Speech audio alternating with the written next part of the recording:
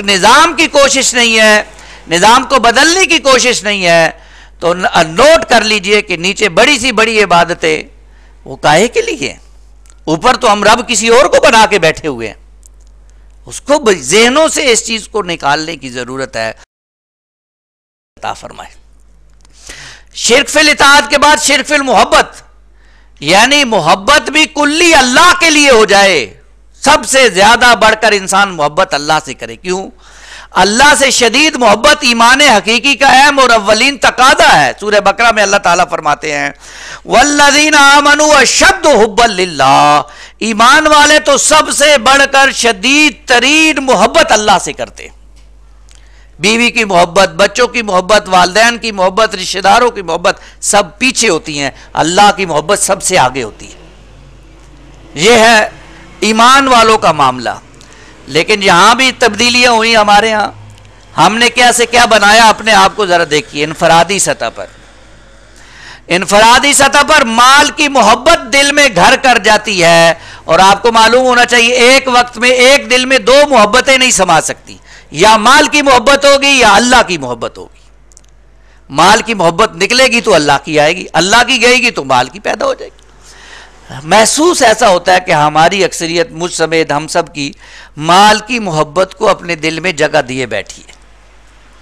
اس لیے انفرادی سطح پر ہماری اکثریت مال کی محبت کو اللہ کی محبت پر ترجیح دیتی. اور اللہ کے رسول نے فرمایا صلی اللہ علیہ وسلم، بخاری شریف کی روایت ہے، تائس عبد الدینار و عبد الدرم، ہلاک ہو گیا درم اور دینار کا بندہ. اب ہم سوچیں گے کہ بھئی درم اور دینار کا بندہ کیا ہے؟ یعنی پوجتا ہے، دولت کی پوجا کرتا ہے، اس کا بندہ بن گیا، یعنی اس کی بندگی کرتا ہے. ہندوؤں نے تو بیچاروں نے باقاعدہ ایک لکشمی دیوی بنا لی جس کے سامنے وہ جا کر نذرانے اور چڑھاوے کرتے. ہم نے خیر وہ دیوی تو نہیں بنائی لیکن اس کو بت بنا کے اندر رکھا ہوا ہے، پوجتے ہیں اس کو، پوجتے ہیں دولت کو. اور ہمارے ہاں یہ جھگڑے کے کاہے کے لیے؟ اس مال کی محبت کی بنیاد. درمیانی سطح پہ جس معاشرے میں میں اور آپ رہ رہے ہیں وہاں انسانوں کی محبت تقاضا ہے، ہونی چاہیے، لیکن بندوں کی محبت اس حد تک بڑھ جائے کہ اللہ کی محبت پیچھے رہ جائے، شرک فی المحبت میں شمار ہوگی. جیسے آپ ذرا اندازہ کیجئے درمیانی سطح میں ہمارے تعلقات ہیں. درمیانی سطح پر بیوی ہے، اولاد ہے، مذہبی پیشواؤں اور سیاسی رہنماؤں کی محبت بھی شرک ہے. اگر یہ محبت اللہ اور اس کے رسول کی محبت پر غالب آ جائے تب شرک ہے. اگر اس کے نیچے ہے تو کوئی نہیں، مطلوب ہے، احسن عمل ہے. خلاف شرع کام کرنے والوں کو اپنا ہیرو یا آئیڈیل قرار دے کر ان کا پرستار بننا بھی شرک ہے. آج یہ دیکھیں ہمارے ہاں کیا ہو رہا ہے، کیسے کیسے، بلکہ ہم تو چلے مسلمانوں کو تو چھوڑیں، ہندو اداکار آئے ہماری آئیڈیل ہے یا نہیں؟ اپنی نوجوان نسل کو دیکھ، سارا کا سارا شکل و صورت سب اٹھنا بیٹھنا ان کا. معلوم نہیں یہ ہم کس کی اتباع کر رہے ہیں، کس کی پیروی کر رہے ہیں. آئیڈیل بنایا ہوا ہے اسے. اور اجتماعی سطح پر میرے بھائی موجودہ دور میں وطن کی محبت اس حد تک بڑھ جائے کہ انسان سب سے پہلے پاکستان کا نعرہ لگا بیٹھے. گیا کیا کے لیے لگا رہا ہے؟ اللہ کی محبت ہوتی تو یہ نعرہ نہ لگتا. سب سے پہلے اسلام، پھر پاکستان. وطن کی محبت جائز ہے، اللہ کی محبت کے تابع. اب اس وطن کی محبت کی خاطر اسلام کا بیڑا غرق ہو جائے تو نہیں جی ہمیں اپنے وطن سے بڑی محبت ہے، اس کی گنجائش نہیں ہے. اس لیے آپ ذرا دیکھیے اجتماعی سطح پر موجودہ دور میں وطن کی محبت ہر طرف غالب نظر آتی ہے. اور اس بات کو اقبال نے کہا تھا بڑے پیارے الفاظ میں، اس دور میں اور ہے جام اور ہے جم اور، ساقی نے بنا کی روش لطف و ستم اور، مسلم نے بھی تعمیر کیا اپنا حرم اور، تہذیب کے آذر نے ترشوائے صنم اور. ان تازہ خداؤں میں بڑا سب سے وطن ہے، جو پہرن اس کا ہے وہ مذہب کا کفن ہے. آج جو نئے نئے خدا لوگوں نے بنائے نا، جیسے دولت کا بت بنایا ایسے وطن کا بھی بت بن گیا ہے. اور آپ اندازہ لگائیں معبود حقیقی یعنی اللہ کی طرح معبود وطن کے لیے بھی ترانہ حمد ہے، پڑھا جاتا ہے، سلامی پیش کی جاتی ہے اس کو، اور قنوت یعنی ادب اور احترام سے کھڑے ہونے کی رسم ادا کی جاتی ہے اس کے لیے. یہ سب چیزیں اللہ کے لیے، تو معبود کون ہوا؟ وطن ہو گیا. تو اس دور کا بہت بڑا شرک ہے وطن پرستی. ہمارے ڈاکٹر صاحب کو ایک مرتبہ کہیں کسی جگہ پر بلا لیا انہوں نے، اللہ تعالیٰ ان کو مغفرت فرمائے، تو ترانے کے لیے کھڑے نہیں ہوئے، تو بڑے بڑے معاملات خراب ہو گئے. یہ کیا ڈاکٹر صاحب کھڑے نہیں ہوئے. پھر انہوں نے بیان کیا بھائی یہ ترانہ حمد ہے، وطن کے ترانہ حمد، اس کے لیے کھڑا ہونا ثابت نہیں ہے، یہ تو شرک ہے. کھڑا ہونا صرف اللہ کے لیے ہے، قانون ادب سلامتی کے ساتھ، بس. یہ تو غیروں سے لیے ہم نے باتیں. کالی پٹیاں باندھ کر سوگ بنایا جا رہا ہے، کوئی کھلاڑی زخمی ہو گیا ہے، آج پورا دن کالی پٹی باندھ کے کھیلیں گے جی، 2 منٹ کی خاموشی اختیار کی جائے گی. کیا ہے یہ؟ کہاں سے لی ہم نے؟ غیروں سے یہ رسمیں لے کر، اور پتہ نہیں ان کا اگلا کیا ہے پچھلا کیا ہے، اس کو رواج دے دو. معبود حقیقت چھوڑ کر وطن کو معبود بنا لیا. اس لیے یہ اتنا اہم مضمون ہے، اتنا اہم مضمون ہے کہ بانی محترم ڈاکٹر اسرار احمد رحمہ اللہ تعالیٰ نے اس موضوع پر 6 گھنٹے مسلسل تقریر کی ہے. وہ آڈیو کیسٹ موجود ہے اور اس کی ویڈیو ریکارڈنگ بھی موجود ہے. اگر کوئی شخص لینا چاہے، خریدنا چاہے، کتابی شکل میں بھی ہے، اس کو پڑھے، تفصیل کے ساتھ پڑھے، تاکہ ہمیں معلوم ہو کہ آج کے دور کا شرک کون سا ہے اور ہم نے اس سے کیسے بچنا ہے. اللہ ہمیں اس طرح شرک کی ہر قسم سے بچنے کی توفیق عطا فرمائے.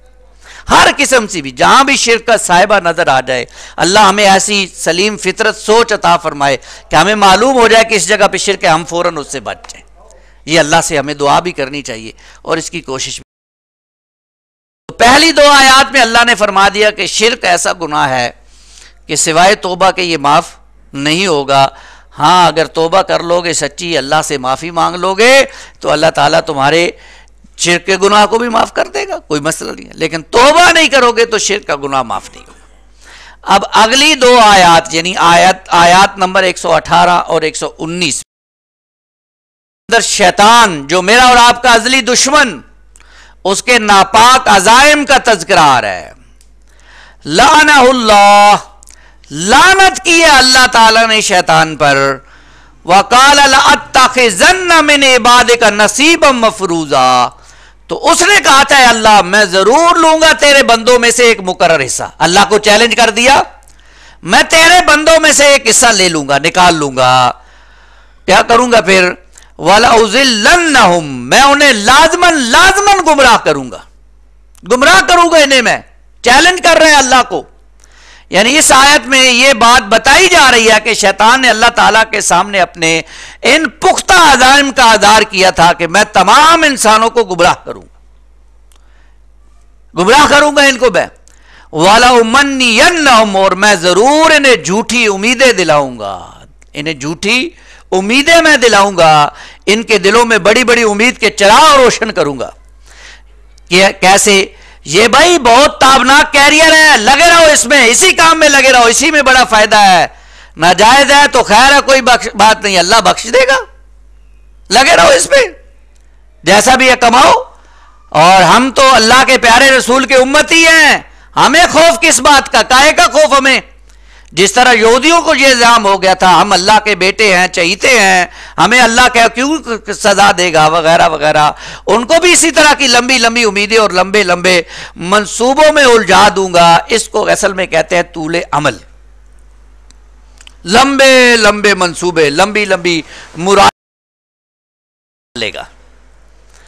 وَلَآمُرَنَّهُمْ وَلَيُبَتِّكُنَّ آذَانَ الْأَنْعَامِ، اور میں ضرور، ذرا دیکھیے شیطان کا پروپیگنڈا، میں ضرور ترغیب دوں گا انہیں کہ وہ ضرور چیریں گے چوپاؤں کے یعنی جانوروں کے کان. اس کی تفصیل تو ہم انشاءاللہ سورہ انعام میں جا کر پڑھیں گے کہ فلاں بت اور فلاں دیوی کے نام پر کسی جانور کے کان کو چیر کر اسے آزاد کر دیا جاتا تھا. یہ ایک معاملہ تھا. اب اس کو کوئی چھیڑ نہیں سکتا، اس کا کوئی گوشت نہیں کھا سکتا، اس پر سواری نہیں کر سکتا. یہ مشرکین مکہ کے دور میں یہ کام ہوا کرتا تھا. اور آج ہمارے ہاں، جیسے آج ہمارے ہاں بھی جانوروں کو بزرگوں کے نام پہ چھوڑ دیتے ہیں، ان پر سواری نہیں کرتے، ان کی سیوا پر لاکھوں روپے خرچ کر دیتے ہیں، اور یہ سب اصل میں شیطان کی چال ہے جو آج مسلمانوں کو سمجھ نہیں آ رہا۔ جی جی بالکل اسی طرح ہے۔ تو آج ہمارے ہاں بھی ایسا ہو رہا ہے یا نہیں ہو رہا؟ تو اس سے آگے بڑھ کر اس نے اور باتیں بھی کی اللہ تعالیٰ سے، وَلَآمُرَنَّهُمْ فَلَيُغَيِّرُنَّ خَلْقَ اللَّهِ، اور میں ضرور ترغیب دوں گا انہیں کہ وہ ضرور بدلیں گے اللہ کی پیدا کی ہوئی صورت کو۔ اللہ نے ایک صورت بنائی ہے، اس کو تبدیل کر دیں گے۔ اب یہ بڑی اہم بات شیطان نے کر دی، اور آج ہم دیکھیں گے کہ شیطان اپنے عزائم میں کس طرح کامیاب ہو رہا ہے۔ فَلَيُغَيِّرُنَّ خَلْقَ اللَّهِ، یعنی اللہ کی پیدا کوئی صورت میں اس نے کیسے تبدیلیاں شروع کی، یعنی اس نے مذہب کے اندر، دین کے اندر ربانیت کی جو ہے وہ بدعت ایجاد کر دی۔ کٹ جاؤ ساری دنیا سے اور ایک کونے میں ایک جگہ پہ بیٹھ کر اللہ اللہ کی ضربے لگاؤ، بس یہ اس نے اللہ کی تخلیق میں تبدیلی کر دی۔ دین تو ہمارا کہتا ہے بیچ بنجدار میں اللہ کی بندگی کرو، نہیں، دنیا سے کٹ دے۔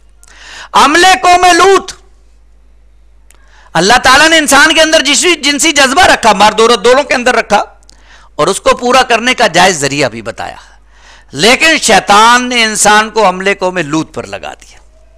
یہ بھی اس کی چال، مردوں کا عورتوں کی مشابہت اختیار کرنا، مرد عورتوں کی طرح چوڑیاں پہنی ہوئی ہیں، ہاتھوں میں وہ آج سرخ قسم کے دھاگے باندھے ہوئے ہیں، اور جناب کانوں میں بالیاں ڈالی ہوئی ہیں، بالوں میں پونیاں لگائی ہوئی ہیں، یہ سارے معاملات ہو رہے ہیں نہیں ہو رہے؟ اور جناب طرح طرح کے معاملات، اب سرخی پاؤڈر رہ گیا بس وہی لگانے کی بات ہے، باقی تو سب کچھ بدل چکا ہے۔ وہ بھی لگاتے ہیں، اندازہ کیجئے۔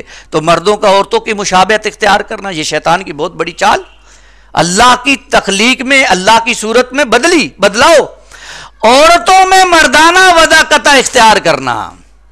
صرف مردوں کا معاملہ نہیں ہے، عورتیں بھی 2 قدم آگے بڑھ گئی ہیں، کہنے لگی ہم مردوں سے کیوں پیچھے رہیں، سٹائل وضاقتہ مردانہ، لباس مردانہ، وہ آگے خیر بات آ رہی ہے۔ وضاقتہ ہر قسم کی بال مردوں کی طرح کٹوا کر چھوٹے کر دیے، جو لباس مردوں نے پہننا شروع کیا انہوں نے پہننا کر دیا، شانہ بشانہ مردوں کے ساتھ چلیں گے جی ہم، کیوں ہم کوئی مرد سے کم ہیں؟ ہم گھر میں کیوں بیٹھے ہیں؟ مرد گھر میں کیوں نہیں بیٹھتا؟ ہم بھی باہر جائیں گے جیسے مرد بھی باہر جاتا ہے۔ یعنی مرد کے ساتھ اس نے لا کر، شیطان کی یہ بہت بڑی چال ہے کہ عورت کو گھر کی 4 دیواری سے نکال کر بل بورڈ کی زینت، فلم ڈراموں کی زینت بنا کے رکھ دیا۔ آج یہ ہو رہا ہے یا نہیں ہو رہا؟ آج ہماری خاتون باہر نکلنے کو تیار ہے، گھر بیٹھنے کو تیار نہیں ہے۔ یہ ہے اصل میں شیطان، اور یہ آج نہ ہماری خواتین کو سمجھ آتی ہے بات، نہ ہمیں سمجھ آتی ہے۔ اسی طرح مردوں کا داڑھی کاٹنا، یہ بھی اللہ کی تخلیق میں، اللہ کی پیدا کی ہوئی صورت میں تبدیلی ہے۔ اللہ نے مرد کو داڑھی کے ساتھ حسن دیا ہے، اور یہ داڑھی کو کاٹنا یہ اللہ کی تخلیق میں تبدیلی ہے، اور یہ شیطان کی بہت بڑی چال ہے۔ عورتوں کا بھویں بنانا، یہ بڑی اوکھی بات ہے، شاید ہماری خواتین اس کو ہضم نہ کر سکیں، لیکن اصل بات یہ ہے کہ بھویں بنانا بہت بڑا گناہ ہے، منع کیا اللہ کے رسول صلی اللہ علیہ وسلم نے۔ اور آج ہماری عورتیں بھویں بناتی ہیں، اس کو باریک کر رہی ہیں، اس کو موٹا کر رہی ہیں، اس کو کیسے کیسے بنا رہی ہیں، جو فلموں میں جو ڈراموں میں دیکھا۔ جیسے کل مفتی صاحب نے بتایا نا، کوئی ایک شخص نے طلاق دے دی اپنی بیوی کو، 3 طلاقیں، طلاق طلاق طلاق طلاق۔ جب وہ مسئلہ پوچھنے آیا، پوچھا بھائی تم نے طلاقیں 3 کیوں دی، تمہیں کیسے پتا چلا کہ 3 طلاقیں دینی چاہیے؟ کہتا میں نے فلم میں دیکھا تھا، اس میں ایک شخص نے بیوی کو 3 طلاقیں کٹی دی، میں نے بھی دے دی۔ یعنی ہمارا دین تو ٹی وی فلم ہے نا، وہاں پر جو ایکٹریس آئے گی اس نے جیسا لباس پہنا ہوگا وہی ہماری خواتین لباس پہنیں گی، اس کی جیسے بھویں ہوں گی ایسی وہ بھی ہماری خواتین بھویں بنائیں گی۔ مرد جیسا لباس پہنے گا ایسا مرد پہنے گا۔ جیسے اس نے جناب آج ہمارے ہاں داڑھی کیسی داڑھی ہوتی ہے، سارے چہرے پر داڑھی نہیں ہے، صرف ایسے ایک لکیر ادھر سے آ رہی ہے، ایک لکیر ادھر سے آ رہی ہے۔ یہ کیا بنایا ہوا ہے بھائی؟ یہ کسی بے وقوف کو دیکھا ہوگا ٹی وی کے اوپر، اس نے ایسے بنایا ہوگا۔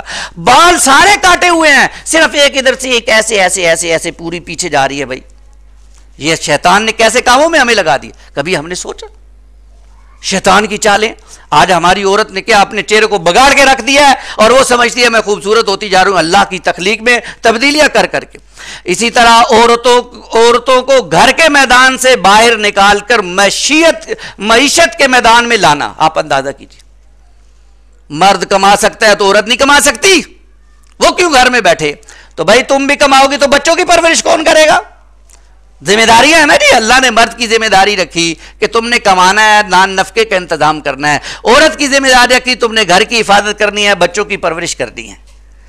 اب عورت کہتی ہے نہیں میں اپنی ذمہ داری تو ادا نہیں کروں گی, میں تو جاؤں گی باہر, میں تو بینک میں ملازمت کروں گی, میں فلاں جگہ پہ کام کروں گی. باہر نکلنا چاہتی ہے, وہ کہتی ہے نہیں میں بھی کروں گی. یہ اصل میں ظلم کیا ہے شیطان نے, اور یہ شیطان کی بہت بڑی چال ہے.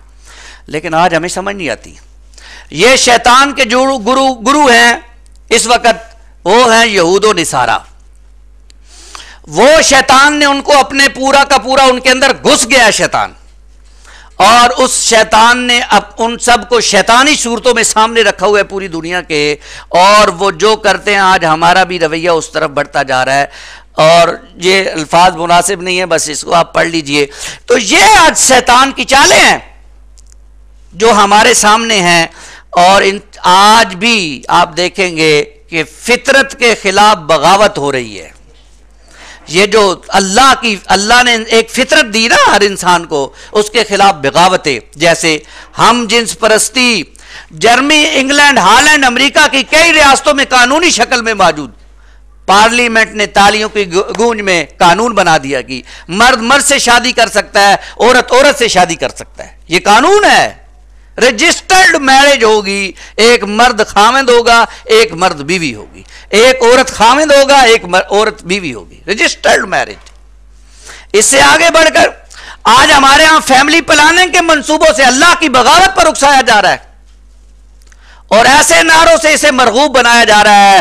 ایک کے بعد ابھی نہیں, دو کے بعد کبھی نہیں, یعنی ایسے ایسے نعرے آپ کو ملیں گے کہ بھائی انسان سمجھے گا یہی سب سے اچھا کام ہے, کرو بھائی. یہ بغاوت ہے, اللہ کی کھلی بغاوت ہے فیملی پلاننگ کے ذریعے, کھلی بغاوت. نکاح کی قید سے آزاد کرو, جیسے چاہو جیو کی زندگی بسر کرو. شیطان یہ جو نعرہ لگواتا ہے نا پیپسی والوں کے ذریعے سے, جیسے چاہو جیو, یہ اصل میں شیطانی نعرہ ہے. مومن کی زندگی جیسے چاہو جیو والی نہیں ہوتی. مومن کی زندگی تو پابند ہے شریعت کی, قید خانہ ہے دنیا اس کے لیے.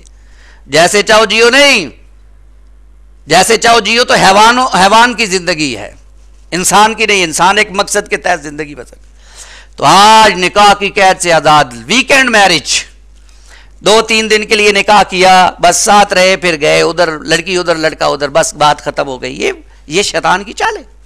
جیسے چاہو جیو, نکاح کرو ہی نہیں بھائی. کیا گھر گرہستی کی زندگی ہے, یہ پوری زندگی کا وبال کون پالے؟ بیوی بچوں کی پرورش, ان کے نان نفقے کا انتظام. چھوڑو اس سارے بکھیڑے سے جان ہی چھڑاؤ.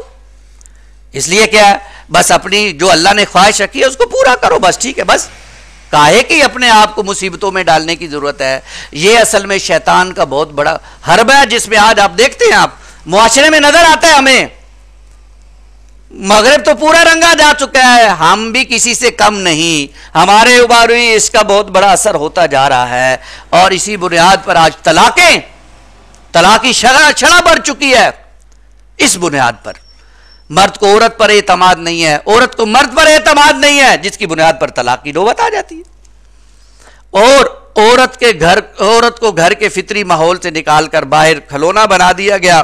اور آپ اندازہ کیجئے, لاکھوں روپے دے کر عورت کے جسم کی نمائش کی جاتی ہے, اور اس عورت کو ہم آئیڈیل اور اپنا ہیرو بنا دیتے ہیں, جو اپنے جسم کی نمائش کرتی ہے, جو طرح طرح کے اپنے جسم کے مخصوص حصوں کو دکھاتی پھرتی ہے لوگوں کو. اس عورت کو ہم اپنا آئیڈیل بناتے ہیں, وہ ہمارے لیے ہم اس کی اتباع کر رہے ہوتے ہیں.